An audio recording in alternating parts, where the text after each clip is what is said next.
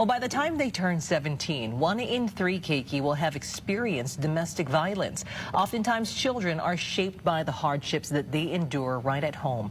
And this next story flips that script. Today, hundreds gathered at Iolani Palace in Honolulu for the Men's March Against Domestic Violence. Island News reporter Gil Cano was there. And Gil, you went there, you didn't just find people marching for a greater cause. You found something extremely special. Lay, I met a man who grew up in a home with extreme forms of domestic violence. His story is about turning pain into purpose. Hundreds gathered at Iolani Palace in Honolulu for the Men's March Against Violence. Dozens of young boys stood listening to speakers, gaining inspiration and drive to be role models in their future families and not aggressors. But hidden in the crowd was a man who grew up in a home with extreme forms of domestic violence. Meet Nelson Sua. Growing up, him and his 8 brothers witnessed acts of domestic violence, their criminal records reflecting the only example they had from a young age.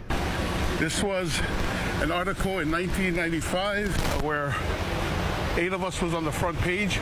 All of us actually got locked up at a young age, as young as 9, 10 years old. His path was different. For him, it was turning pain into purpose. Now a role model, he shares his story with young children who may not have someone at home to look up to. So we go into schools and we share our story to pour into these kids, because one day they're going to have families of their own. And if they're on that dark road, at least then they know that there's a way out.